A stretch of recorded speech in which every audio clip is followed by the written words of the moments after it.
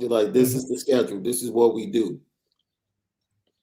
So we leave church on Sundays and we drive to get a bite to eat, and wherever we're going, we make the phone call, and you know, you pick up the phone, we chop it up, we talk about the week, we talk about church, what you took from it, and then we let you go.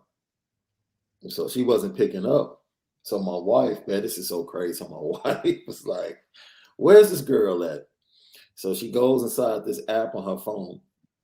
And I guess like you gotta find my iPhone on there or something. She got a tracker on her, right? So it's so funny because the tracker is literally an avatar of her face. And the avatar was literally at the beach in Malibu. So I bust up laughing like, I'm like, she's at the beach. Leave her alone, man. Like I get it. Let her be. I know is what we usually do. We'll talk to her later. Because she is at the beach. I mean, you know where she's at. You know where she's at. She's at the beach. Let her get it in. I'm cool, man.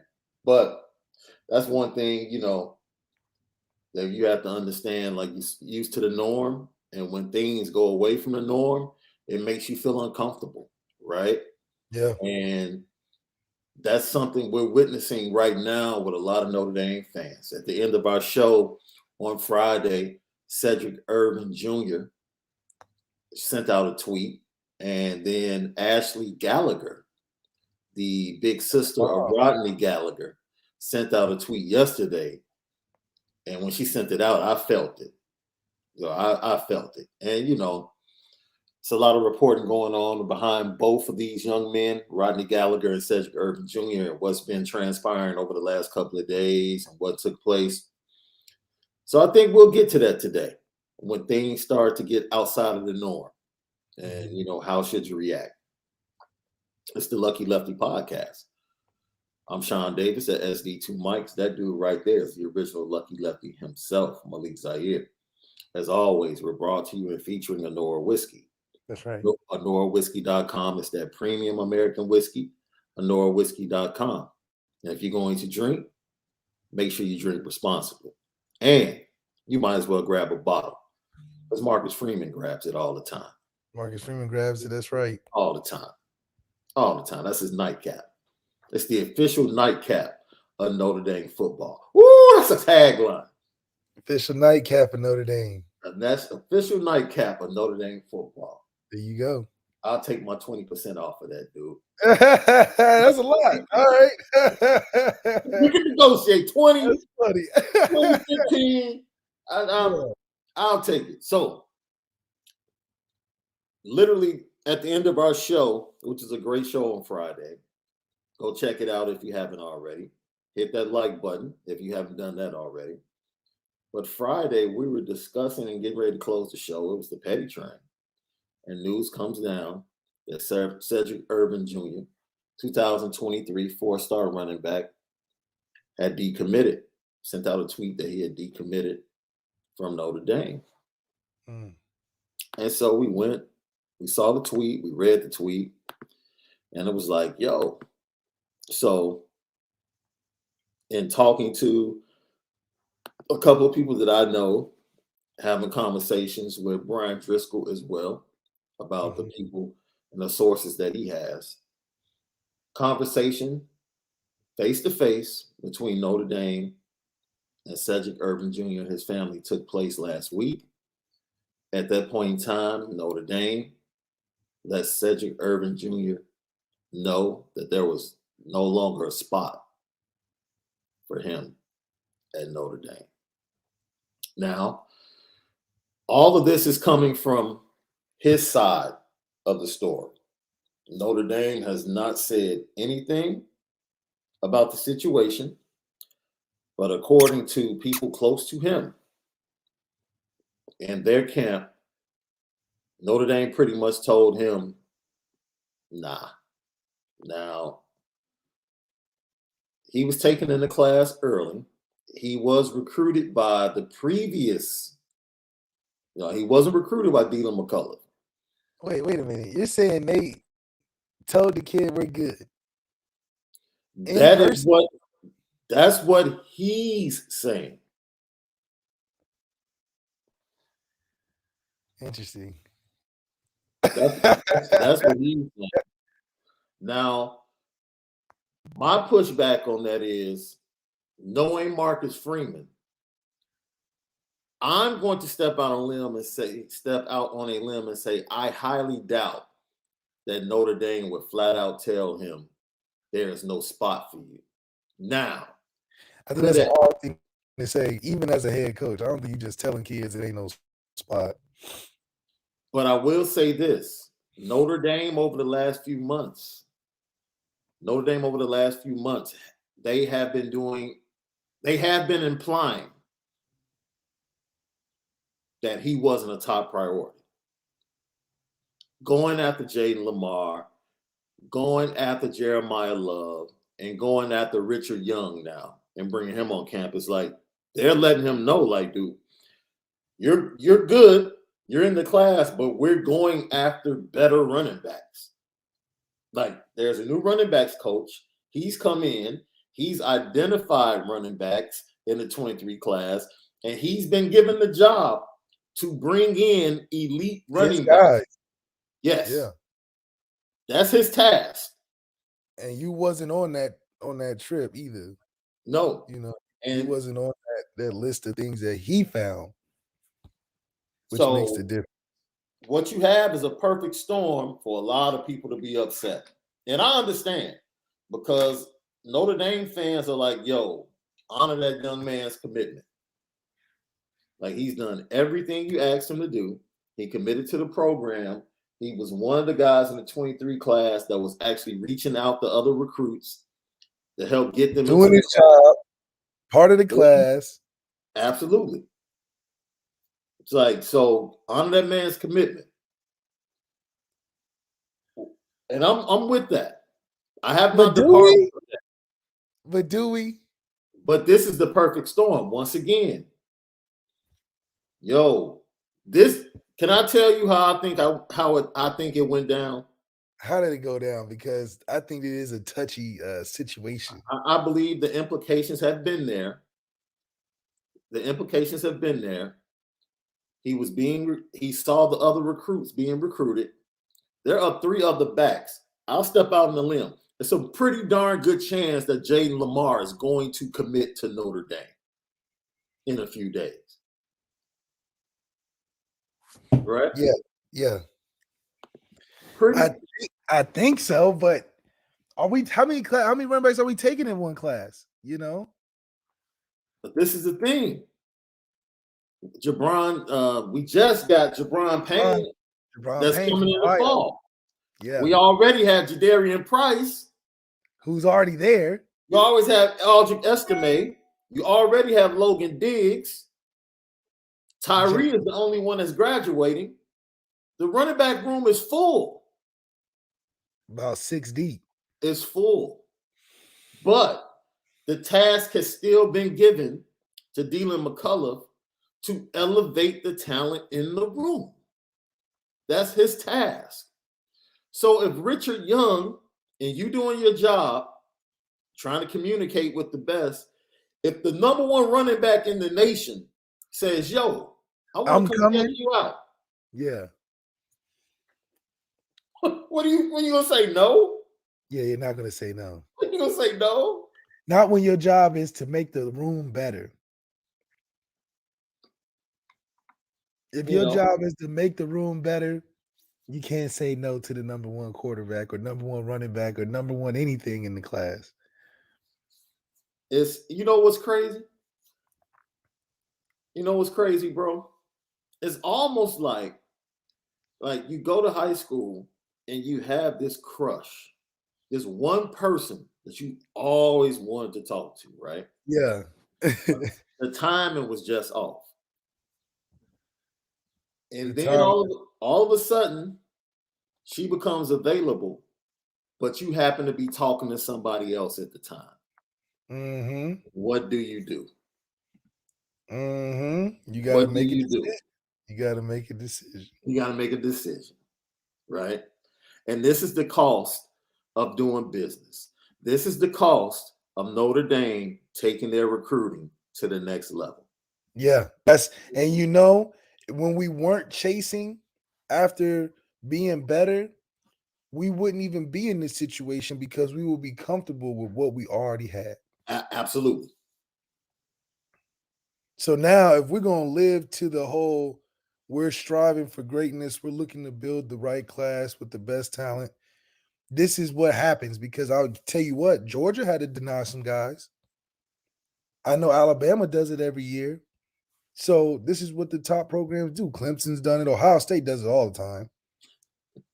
Ohio State do it more than anybody else. So it's just interesting to see that this is what the bad and the good look like when you're trying to go to an elite program like Marcus Freeman. Lucky Lefty podcast. We apologize. My partner's video is just a few seconds behind the audio, but we still hear him coming through clear.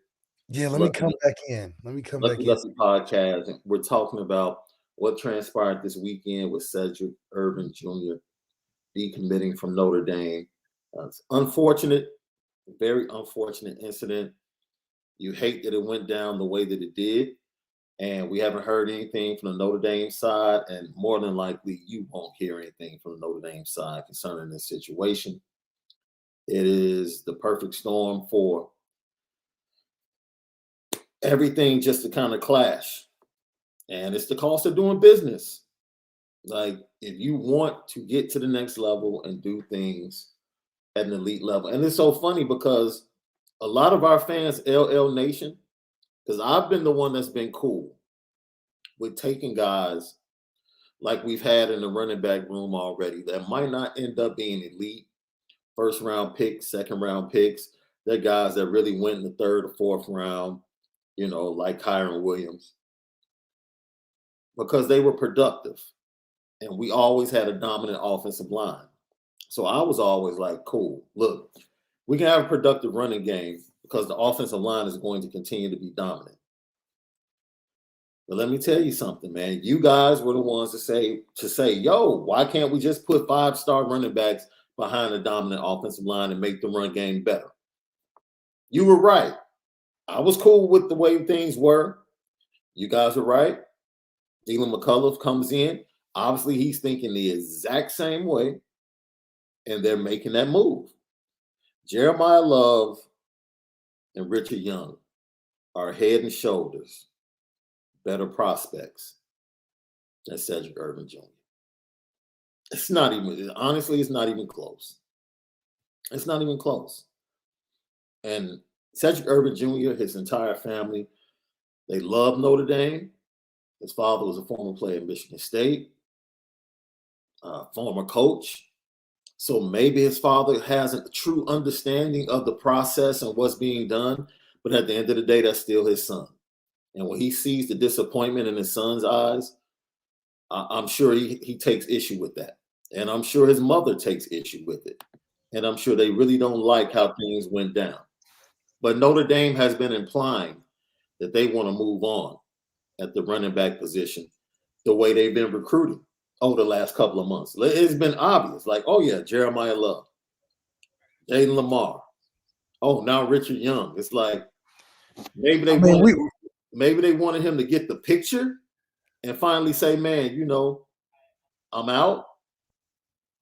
But hey, he didn't take the hint, or he didn't get the hint. And as a recruit though, your main thing is your loyalty once you commit. So if, for instance, when I was committed, when I was recruited by Ohio State, back when Jim Tressel was there, I was the only quarterback offered at the time. But when Urban got there was 6 more quarterbacks offered his first week.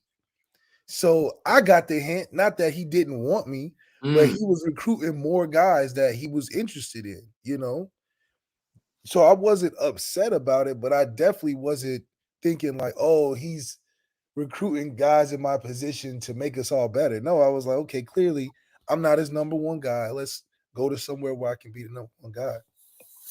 So for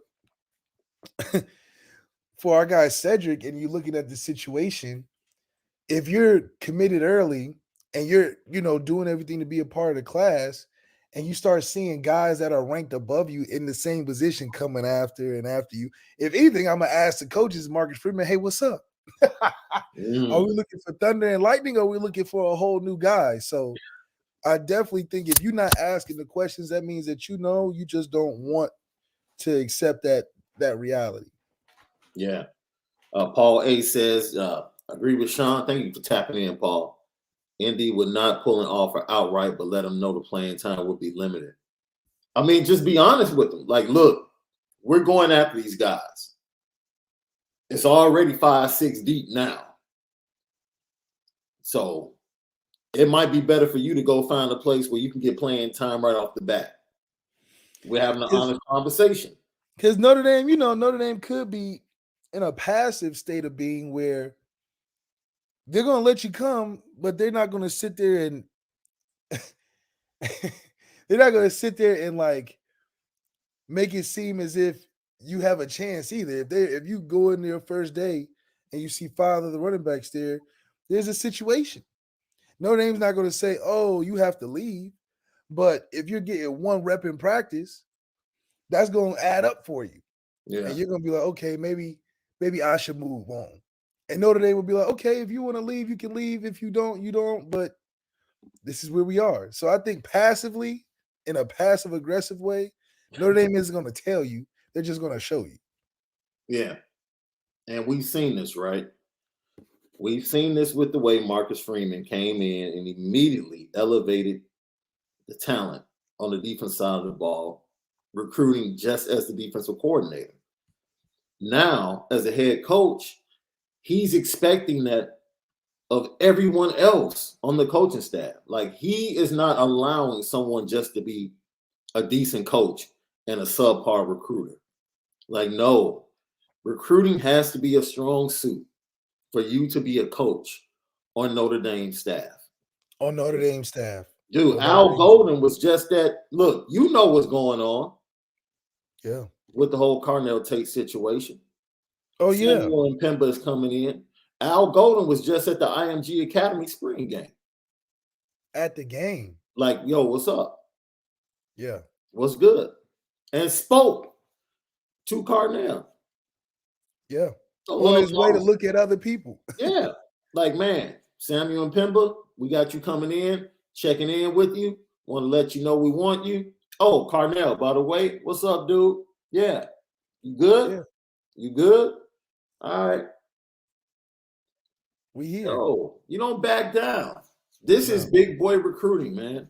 This is, and we have gotten to the point where we were used to getting a kid like Cedric Irvin Jr. early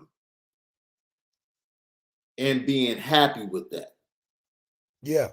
And being happy with that as a fan base. Because that's and then complain about not getting guys that are the number 1 running back the day of signing day. Yes. And being happy with saying, because we've been sold that Cedric Irvin Jr. and players like him are the only type of Notre Dame fits. That's what we've been sold. Mm-hmm. Like, that's the only type of Notre Dame fit. Guys that commit early and just love Notre Dame and fall in love with Notre Dame. Well, you know what? Guys that have offers from LSU, Alabama, and other big-time programs and take it into the fall, take it up to the very last moment before signing day, they can be fits in Notre Dame too. But we never recruited them. Never. Because we've never been used to taking guys that didn't have us as their number 1. And, the closer you get to signing day is where some of the better players are when they're making tough decisions. Yeah. And if we're not in the room on signing day or close to it, how do you expect to get those elite screen poppers? Yo, it's real. And I understand. Like I said, I told you, bro. I was of the mind, dude, as long as we have Harry Easton and a dominant offensive line, we can go get a 3-star, 4-star and have a productive running game. Oh, yeah. We can do it. Oh, yeah. But what's wrong with putting a 5-star behind that same offensive line? We've never had that. We've had a lot of good it. running backs, never a 5-star back there. So it should be interesting to be able to get one of those number one running backs in the nation that seem to always end up at a Georgia or Alabama. Mm-hmm. So we'll see. Like we had with the Shipley kid was committed. He decommitted and ended up at Clemson, right? Yeah. So, that was the last time they did go after Shipley, but they couldn't keep him. They couldn't keep him. So now you talked about how big retention is, not just getting in on these guys and getting them to commit. The next step is, fighting that fight to retain them in the class, because that's a whole nother fight. Because the big that's so important, the retention. Yeah. Because now you're not trying to sway them in any way, because you already swayed them. Now the retention is, do you actually have a relationship that you want to build with this player? Because there's a lot of times, especially they commit early, to be on a roster that everything is happening around them. Social media is crazy. Mm-hmm. So staying in that kid's ear to know that, hey, I'm still interested in you. You're still my guy. Even though I'm still bringing other guys in and doing different things, is a tough task. But if you can accomplish the retention, you can go a long way. Some teams can't do it. That's why you see a lot of teams towards the signing day try to make a lot of switches happen, because the retention that they don't want to spend the time on throughout the year, they know they can get kids to flip the last day. So there's different strategies out there everywhere. Are you talking about one school in particular? It sounds like you're talking about one. We just talking in general. Just in general? Okay. Mm-hmm. Okay. Lucky Lefty podcast. So it had to happen. It had to happen. I'll just leave it at that, man. It had to happen. If indeed this is where it had to happen, I'll just leave it at that. Mm-hmm. It had to happen. If they wanted to take the next step as a program, and they felt like in order to do that, they need to upgrade at the running back spot, it goes back to what Coach Reed told us, right?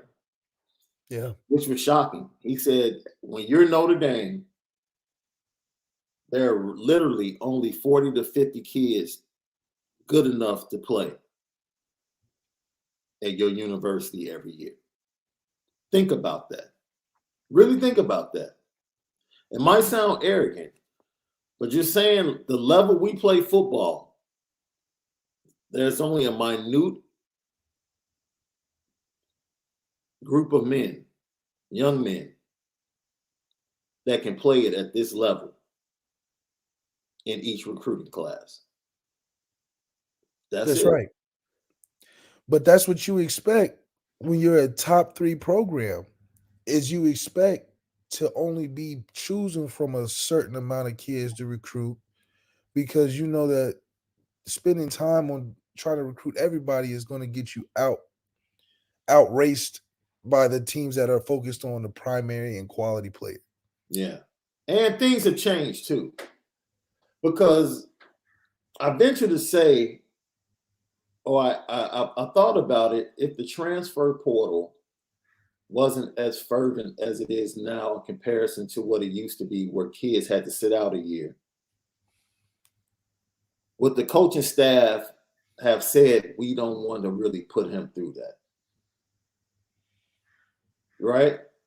It's like we go offer him and not tell him that we don't want him, but say, yo, it's going to be tough for you to get playing time.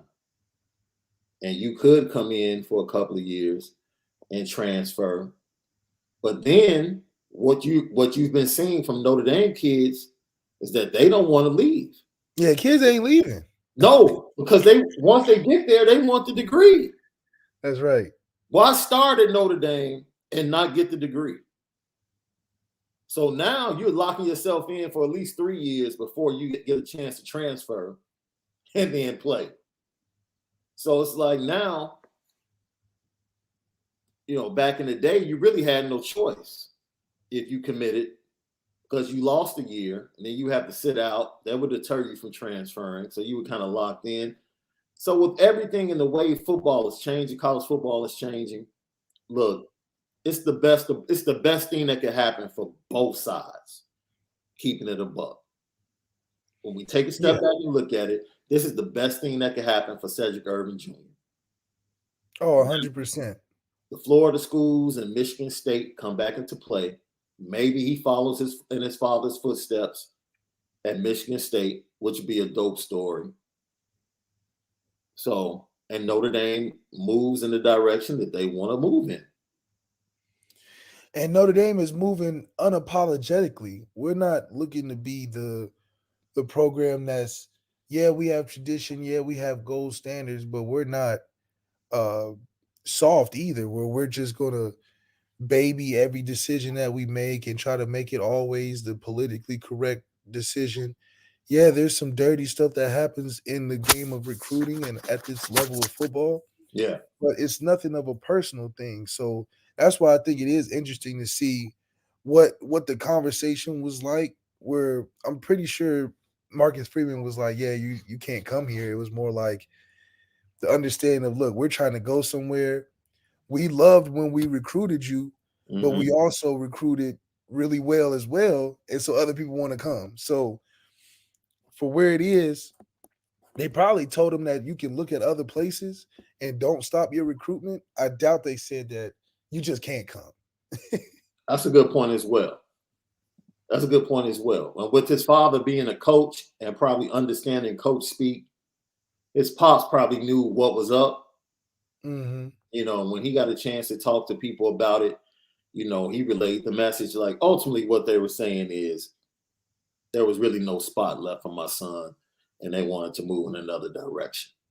And it hurts. It hurts to be like, they don't want me. Not that they don't want me, but they don't see me as the priority. Especially when they saw you as the priority so early, Yeah. But that's just what happens when a program matures right in front of your eyes. If this was 2020 and through 2000 to 2020, Cedric Wilson still be committed. Oh, Cedric definitely would still be committed. Oh, absolutely. Because we would have did the whole traditional, we honor our guys, we not, but we're chasing something different here. Yeah. This is a little different. So not everybody can make it. Would you say that? You want to save everybody, but not everybody can make it now. Unfortunately, you're right. Unfortunately, not everybody can make it.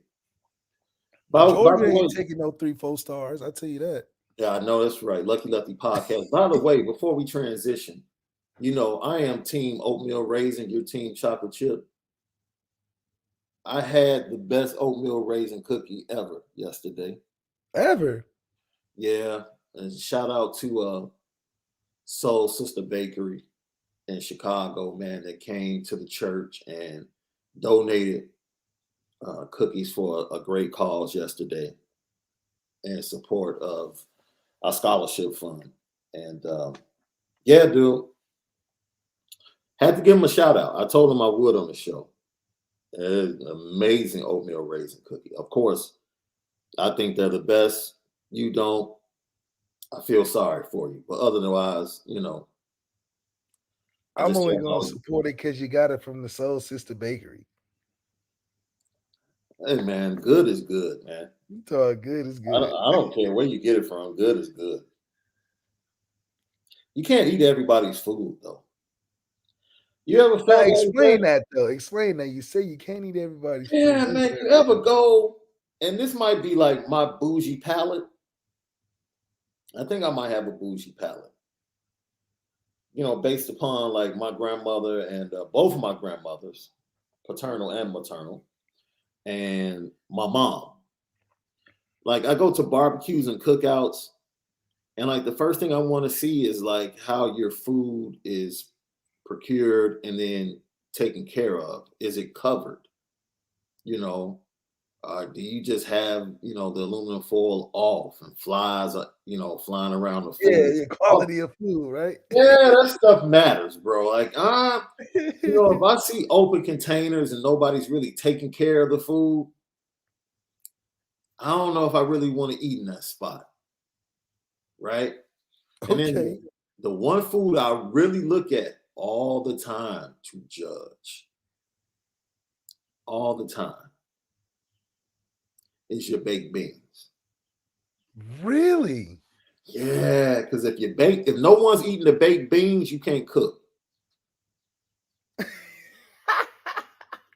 How can you mess up baked How can beans, you bro? mess up baked beans? Yeah, no, that's facts. If the baked beans are not being put on someone's plate and they're still sitting there at a barbecue, I don't know if I really trust your food, man. Like, because you can't mess baked beans up. Can't mess. You just gotta open them and put them in the can. Just put them in the can, warm them up. If you want to add a little something to it, a little brown sugar maybe or something. A little brown sugar, spices or something. But it's like, yo, it's the same thing for donuts, right?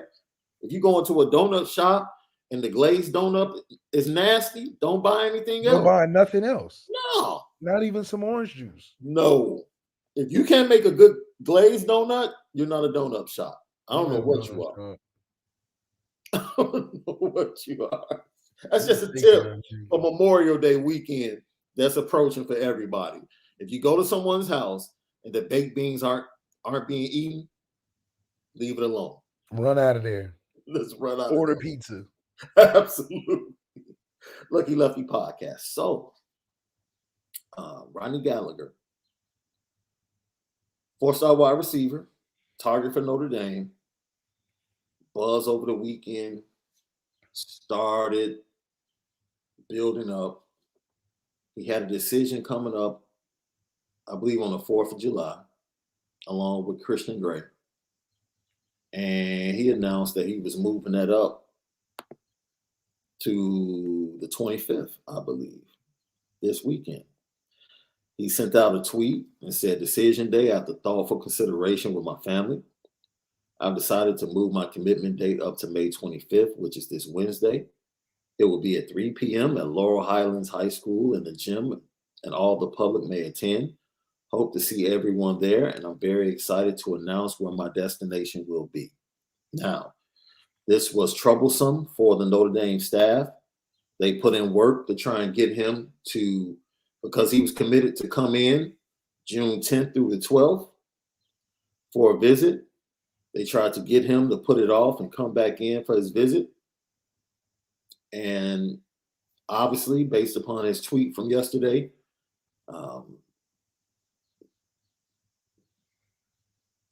their plea fell on deaf ears. And there are multiple stories out there that, one of the reasons that ultimately he's leaning to and probably will choose to go and make a commitment to West Virginia, which is very close to where he lives, is because of a relationship he has with a young lady. Oh my goodness. Now, look, man. I sat here Friday and said I wanted kids to be kids. You did.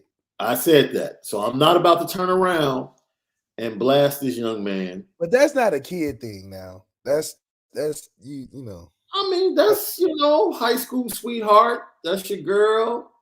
Go to the same school, loving basketball type stuff. Like, I can't really hate on it. But that ain't USC. That's West Virginia. It ain't the same. The school ain't where we talking about, You said that's the loving basketball at a good school. Like, you doing it in. You can always fall to West Virginia. I promise you. If Rodney Gallagher comes to Notre Dame and, like, let's say he misses his girl, he can go to transfer to West Virginia the next day. They're not gonna sit there and be like, "Oh, we got a guy." Like, no. You can go to West Virginia at any time. But don't pass up the opportunity I can understand if this was like, I got to decide between Bama, Notre Dame, Ohio State. She want to go to Bama. I want to go to Notre Dame. Okay, I might have to go to Bama. But West Virginia? Really? I don't know. I don't know if that's a kid thing, man. I'm just saying that's a lovey-dovey decision, man, that I really can't throw shade at the young man. If you had a son, You're not about to do that. You're not about to do that. You're not about to do that. You already know the answer. We're not about to do that. We are not about to do that. Yo. So there's no longer kids there, huh? Oh man. But no, real talk, man. Look,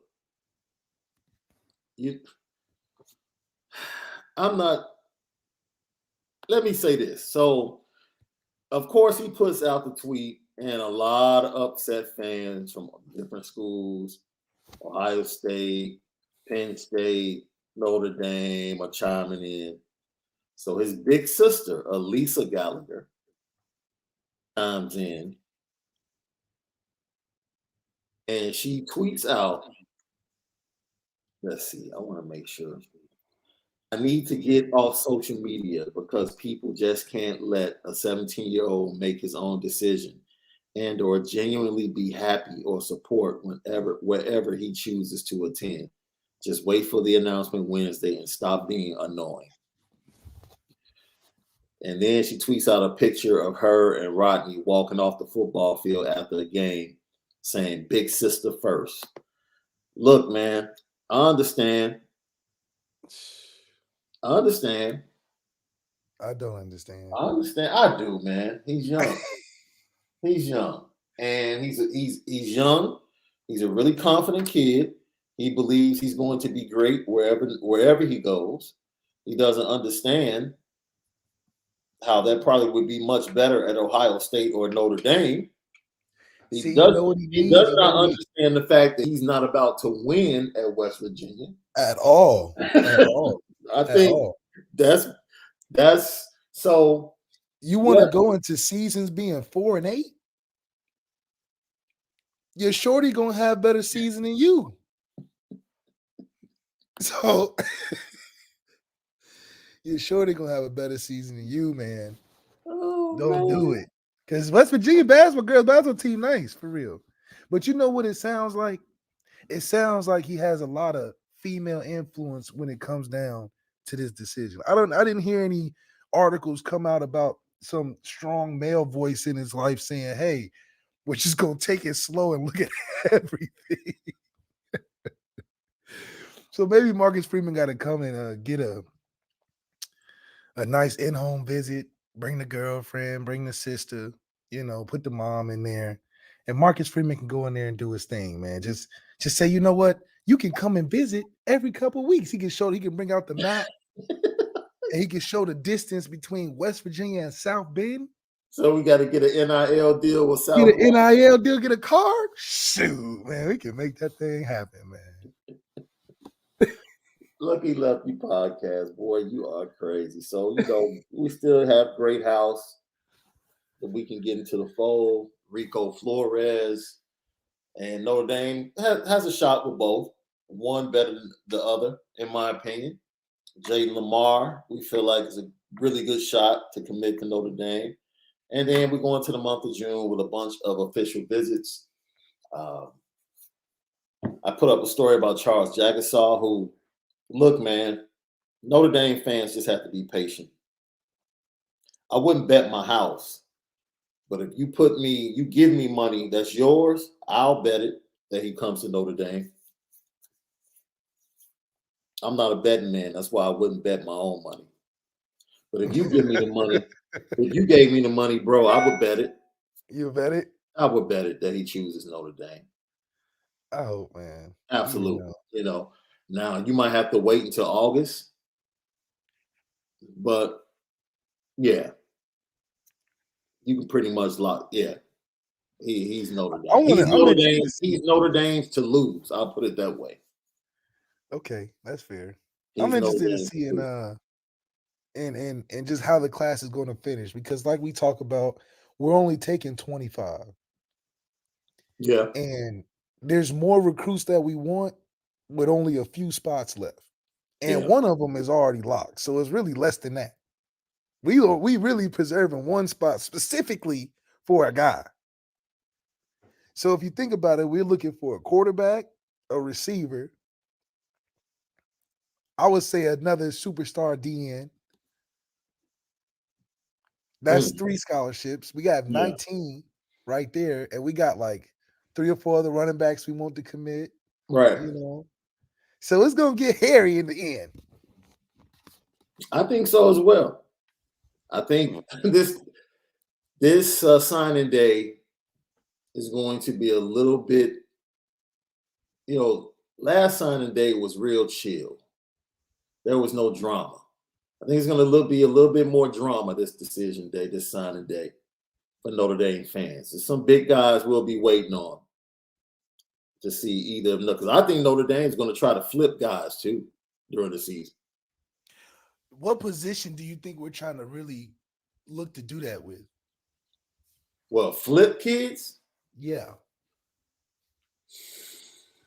Because I think most of the guys we got, we like. Like, for instance, our D-line, I think that our Al Washington loves our D-line. Like, I don't think he's like, oh, we need to find a better such and such. I think we have a really good D-line class coming in. Devin Houston, we got him on Wednesday.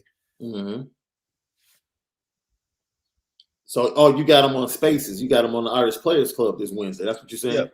Coming up, Devin Houston, just an example of superstar recruit. So you got Devin Houston. Heck, I think Jason Moore is going to be in the class eventually. Oh yeah, Jason another Moore. D lineman out of DMV. I predicted last week that 18 and 19 kids would be committed to Notre Dame after the 4th of July, whether it's verbally or silently. 18, 19 kids will be committed to Notre Dame. Now you have 6 spots that are probably going to parlay or flow over into the recruiting battle during the season and go up to the last minute. And that's going to be the change that Notre Dame fans really haven't experienced in a long time. Like, I remember, going down, hitting the refresh button on the computer, on that second Wednesday in February. The original signing day, like, man, did we get Shaun Cody? You know what I mean? I remember that Shaun Cody. Yeah. Signing day, like, man, it's down between USC and Notre Dame. And Notre Dame being in the lead and then ultimately losing him to USC. Like, I remember those days. And, when you recruit big time, those are the type of battles that are going to come down to the last minute and go throughout the season.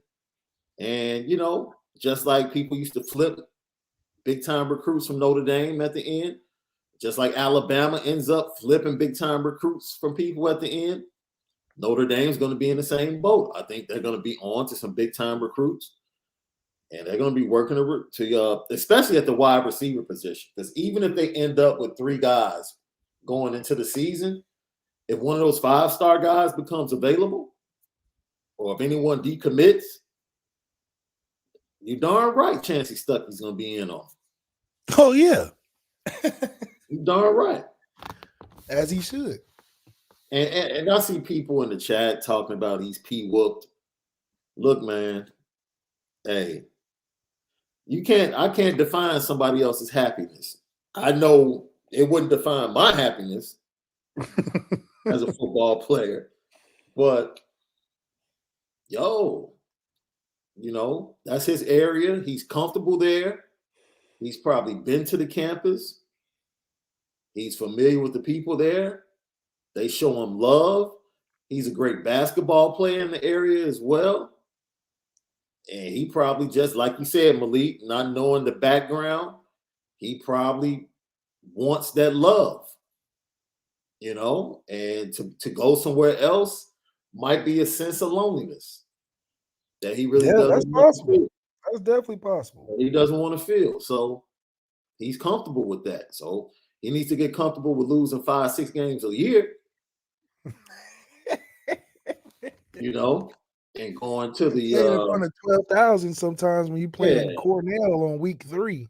And going to the Cornflakes Duracell Battery Bowl to play, but it is what it is. And going to the rubber band bowl or something. The TI Rubber Band Trap House Bowl. The grilled cheese bowl. Welcome to the But nowadays they all want to sit out. So, he'll try to sit out or something. He don't want to play. Welcome to the Kanye Donda Yeezy Slide Bowl. Yeezy Slide Bowl. It ain't going to be in January. You know that. Yeah, that dude will be playing like early. Him and his girl can go on a nice Christmas. vacation. He's going to be home for Christmas. If that's what he wants so bad, he's going to be home to take pictures for Christmas. They can go plan. They can go plan a nice little vacation over winter break. You can see the Christmas lights, all of that. Because you would not be playing when it's cold outside. He'll be in that bowl game. That bowl game that you don't even realize started bowl season. Yeah. You thought it was an extension of the season. You said, they're playing some makeup COVID games. Like, snap, we started bowl games? Wait a minute, the bowl game started? Oh, yeah. Man. 100. We might be on the petty train, bro.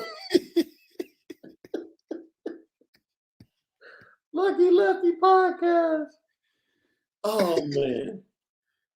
So with both situations, it takes Notre Dame and the fan base into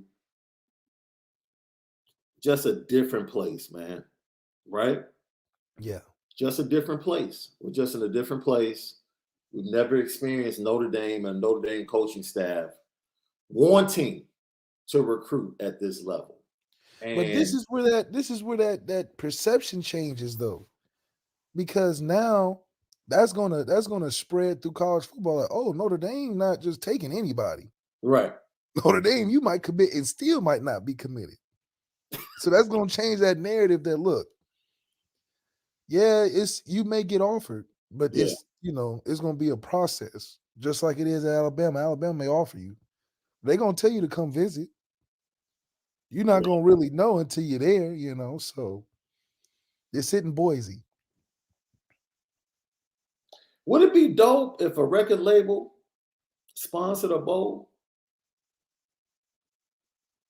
Yeah, it's called the Super Bowl.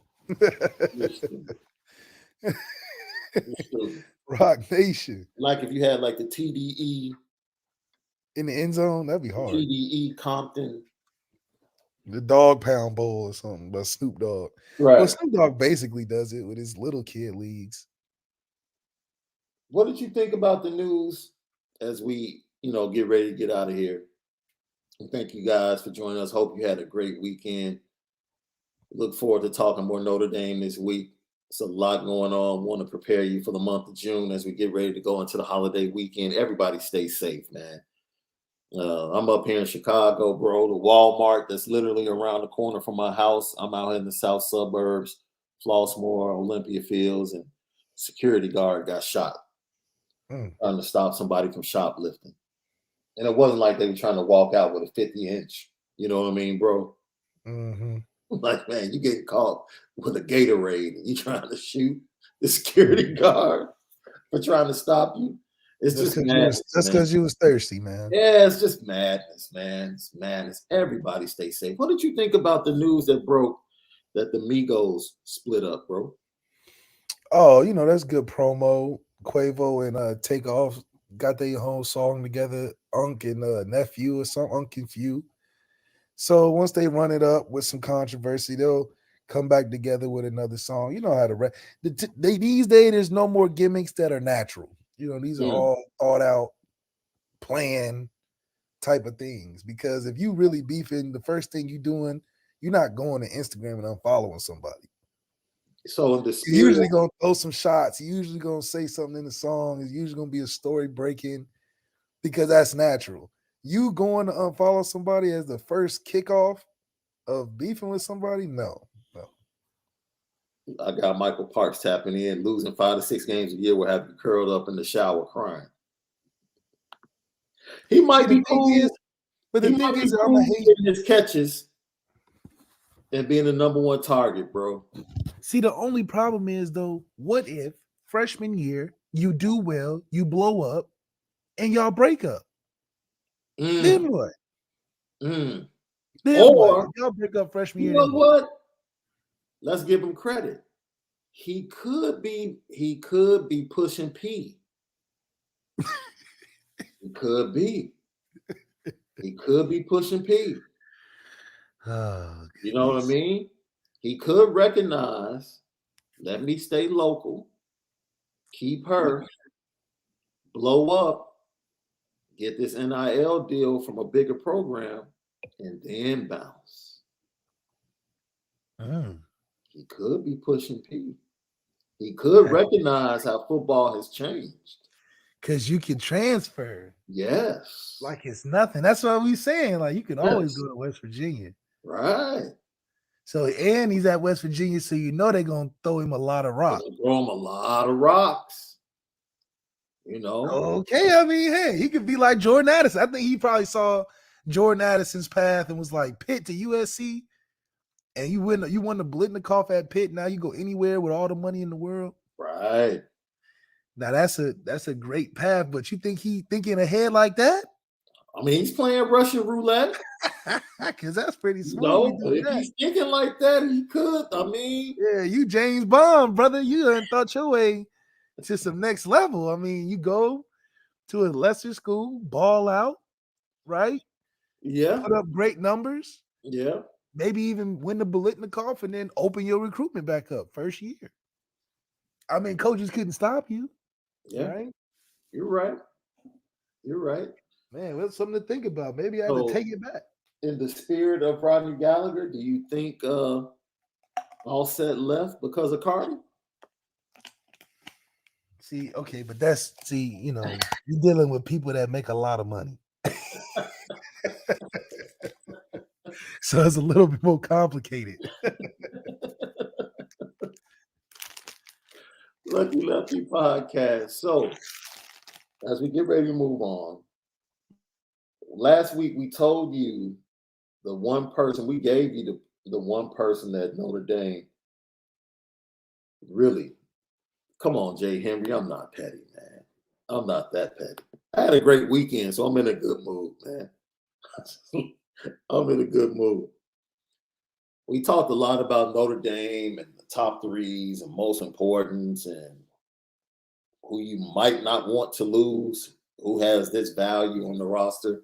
We talked about that last week. So if you guys haven't watched all of our episodes from last week, please go catch up. It's a great week of conversation that we had.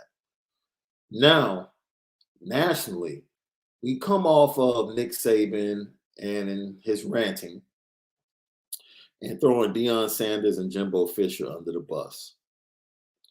And you know what I thought about this weekend, bro? I thought about what? All of these SEC schools, bro, that are mad for nothing, right? Because you saw SEC presidents coming out being upset about the rant and the back and forth. And you know what I said to myself? What? Y'all don't matter anyway. Why are y'all talking? Like, why is the AD at Auburn talking? Yeah, why is the AD at Auburn? Why is the president at Ole Miss talking? Like, what do you mean this is not a good look for us? Man, hush and cash the check. Shut up and cash the TV check. Oh, yeah, right? That TV check got a lot of stuff going on. That's all, man. Like, all of this brings more viewers to the SEC, in my opinion. Brings more viewers to that October 8th matchup. It's the football rap game beef. Absolutely. Like gimmicks. You took where I was going. Yes. So who's Suge and who's Puffy? That's my question today. Nick Saban, Jimbo Fisher. Who's Suge Knight And who's puffy? I don't know. I think Saban is puffy because he always want to be relevant. Yeah. And he was first, right? And he was first. He was first. And Kirby Smart is more like Kirby Smart is more like a Suge because he's just trying to run in shotgun. No. Not Kirby. Kirby's not part of the conversation. This is Jimbo and Nick. Oh, Jim.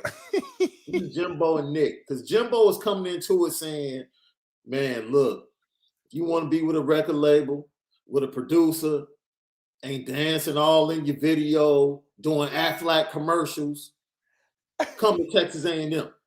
I don't know because Jimbo Fisher to me sound like the snitch that got exposed out of prison. And they was like, yeah, he been snitching this whole time. You like, me? Oh, no, y'all need to go look at him. So he's snitching from jail because nobody asked for all that, Jimbo.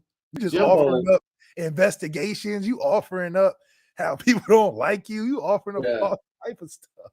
Jimbo was extra sensitive this past week. Extra sensitive.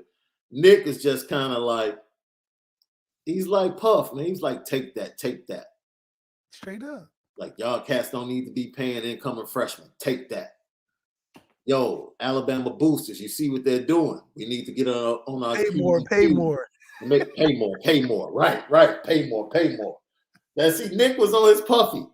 Nick was on his puffy up there in a shiny suit on the stage. It really was going for it because he didn't care about who he was talking about because he wanted to get that message across. He like, you gonna let Texas A&M, the people that beat us, who pay for everybody? Oh, we gotta open them pockets up, man. You gonna let a team that can't compete with us, Jackson State, pay a kid $1 million? Right. Come on, that kid's supposed to be at Alabama. That's why he kept saying he's a good D1 player. He didn't say he's a college player. He's a good D1. Right. Jay Chillin, thank you for tapping in. Jimbo Suge, for sure. He got recruits hanging upside down off the rooftop, threatening them to commit. Jimbo Suge.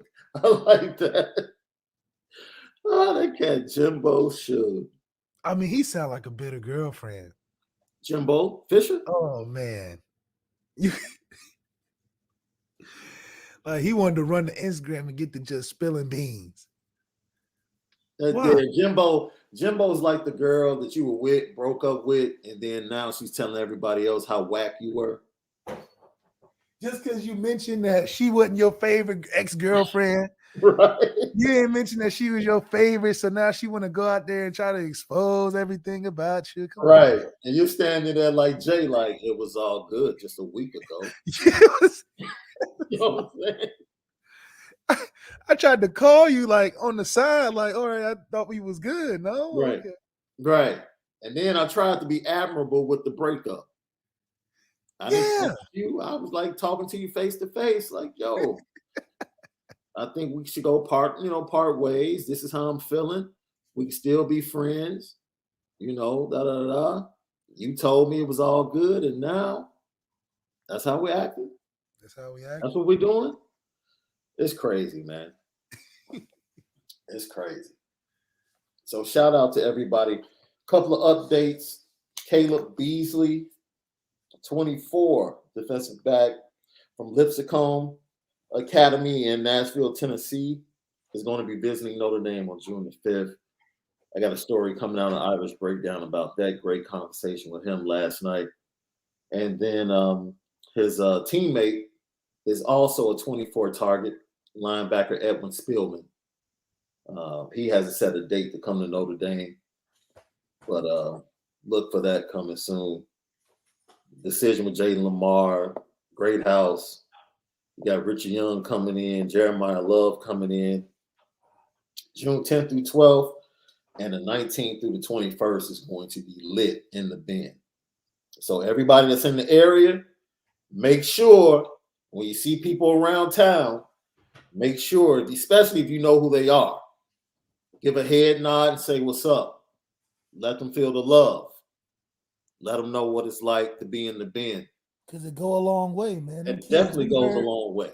We talk to these recruits, and when you ask the recruits about the fans, they like, man, every time I post something, they show love. Every time I walk around, they saying something. That's what really gets these commits, I think, even pulled in more than NIL deals. Mm-hmm. Man, I'm still stuck on the fact that these high school teams are doing like spring games, bro. Oh, it's serious. I thought I was back at school. I mean, they're doing spring practices, joint practices. I'm like, is this the NFL? I went to my first, Chicago basketball is king, right? Yeah. I went to my first Midnight Madness at a high school this past fall. Kenwood Academy, who was at that time like the number 2 team in the state, had a Midnight Madness. First of all, I'm not letting my child go to anything at midnight at school. So, but the gym was packed. I don't know what the parents of these kids were thinking. I never thought I would see a Midnight Madness at a high school for basketball. In Chicago? Yeah, and they had the dunk contest, and they went through everything in the scrimmage, just like you would see it on the college campus. But yeah, there were kids out in a gym watching their team scrimmage at midnight, and it was crazy. It was crazy. I never thought I would see that, ever. So, yeah, things are changing. Spring games for high school kids and Midnight Madness for high school teams. It's crazy, bro. Thank you, everybody that joined in today. We hope you enjoyed the show and look for us tomorrow. We'll get deeper into some more thoughts we have about the coaching staff, because the coaching staff is doing an amazing job at pushing one another. And I think that's another thing that we're seeing that's kind of prompting, Dylan McCullough going out and really beating the bushes. You see Al Washington and the success he's had. You see Harry Heastand and the success he's having. And you look around the coaching room like, wait a minute, everybody else is getting that shine. Let me go get mine. So we'll get into that tomorrow. But you know what time it is. That's right. Let's get to it. Petticoat.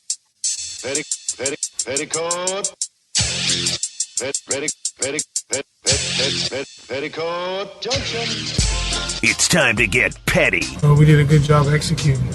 Now, are you upset with something? And fire up the Petticoat Junction train. I just don't like you. You don't? No. What is today's petty historic? Petty Junction.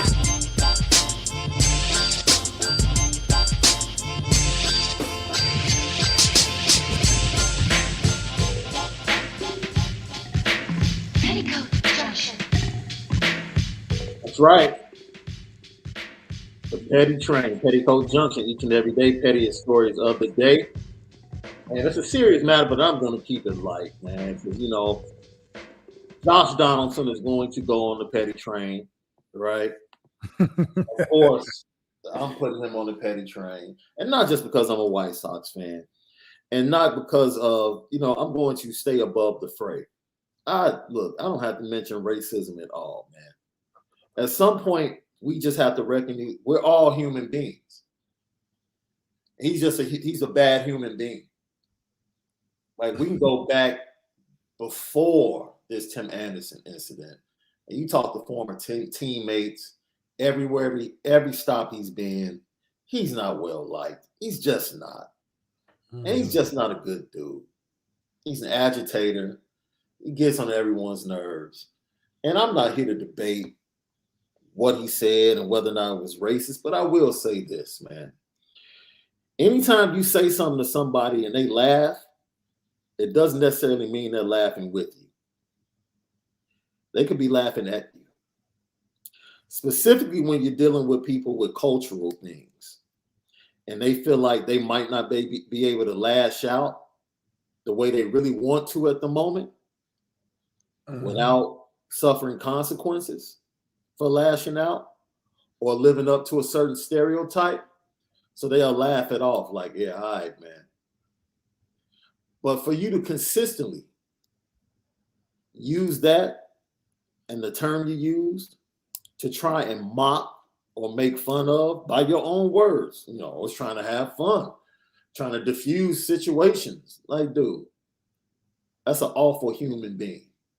It's just like a bad comic or anyone that's trying to be funny and keeps saying the same joke over and over. Yeah, it's just thinking that it's going to get a different response. It bombed the first time, it's going to bomb the second time, and it's going to bomb the third time, dude. You're just ignorant. That's it. I don't even have to go into the race thing. Just as a human being, you're ignorant. And you're just a bad human being. And there's plenty of proof in your life, in your playing career, that shows that. And that's it. And for that, I think you were being mad petty. You're just being mad petty. Also, to the guys I mentioned it earlier, hey man, if you're trying to steal some fruit with roll-ups and you get caught and you think that's worthy of shooting at somebody, you're an idiot. Or really hungry. You're an idiot. And you deserve to be on the petty train for a lifetime. For a lifetime. I'm so glad that the security guard was unharmed and is out of the hospital and released. And we do not want this to be a political show, but this is foolishness, man. This is foolishness, man. Because I'm not here to debate guns and gun laws, gun rights, and all of that stuff, man. My issue goes along with the people and the decisions that are being made with these guns. But it's got to be something. It's got to be something stimulating the response, though, because we're catching everybody's effect after something of that caused it. Dude, it's beyond the understanding of we have a problem. We all can admit that it's a problem. We see these mass shootings, we see everything, and we still think and want to hold on to something that is a right when we see the right is being abused because people aren't in the right minds. And we will choose to stay on opposite sides of the aisle instead of trying to figure things out. Well, and you don't care. Like, you don't care. Like, you don't care, bro. You and I got into a debate when I was telling you about how real it is in Chicago, bro. And I told you the stats, and you were kind of like, what? And I'm like, bro, I'm here. I'm telling you how real it is. Especially in the inner city when it comes to these guns. And it's a problem. It's a huge problem. A huge problem. Like, we are a major city, and there is a curfew for children under the age of 18 on weekends that you can't be in the downtown area, dude, or you're getting arrested. That's embarrassing. Wait, you can't even be hanging around downtown? You have to be gone from downtown Chicago on the weekends if you are under the age of 18. Otherwise, you will be arrested. Damn. Based upon the foolishness that's been happening, because 2 weekends before that, 2 teenagers were shot. One was shot literally at the Bean, the biggest tourist attraction right now in Chicago where everybody goes. Shot, dead. 2 blocks from there, a 13-year-old walking with his friends, shot. Downtown Chicago. It's bananas. Yeah. It's bananas, man. And the pettiness is how everyone just wants to stand on opposite sides of the aisle and do nothing. That's it. That's super petty to me. You don't care. I don't give it. When it comes to human beings, politics needs to just go out the window, bro. Either you care about people or you don't. It's simple, man. Like, if I see anyone of any race, creed, and color being mugged, at that point as a human being, I care. If I'm driving behind somebody on the expressway and I see them get hit by another car and they spin out and they go down into a ditch, I'm pulling over because I care. I'm not checking whether or not they're Republican or a Democrat or whether or not I like them. from a racial standpoint. No, as a human being, I see something and I care. I want to go check on them and make sure they're okay. That's just I would just say be careful because not everybody live by the same morals. Dude, it's like, dude, can we just be human beings before we even get to the other stuff? Do you have a heart? Do you care? Do you care? That's it. All that other stuff, say that for the right time. There's a time and place for everything. There's a time and place to debate politics, all of that. When you see people dying and in danger, that's not the right time. That's the time where you need to be called. There's a call to action, to actually care and do something. That's it. And I know it's a lot of people in this world that are just upset with the way things are going. Inflation, economics, all that stuff. I get it, man. It's a lot of anger in the world, man. We're going to have to love. We got to show some love, man. Try to lighten the load, decrease all this hate, man. That's why we do a show. Because we show love to Notre Dame Nation, man. We love Notre Dame fans. That's why we do this show. We love y'all, man, for real. We love y'all. We appreciate you so much, LL Nation. We love y'all so much. We dropping merch for you guys. Next Monday. Oh, shoot. Next Monday. We're good. We here. We up. 2 hats. Bunch of T-shirts. Oh, man. Are we going to drop the hoodies now, or are we going to wait to get closer to the fall? Well, I know it's getting hot as hell out here in California, so sooner rather than later. Man, that's all, man. I'm sorry I jumped in the pulpit for a second, guys. This weekend just bothered me. Oh, of course. Yeah, I've literally no explanation. I've never heard of a security guard getting shot over fruit roll-ups, man. How you get shot at the bean, though? It's so open. Like there's mothers and kids around with strollers and no excuse. Out of towners taking pictures with their Canons and their Nikons and pow.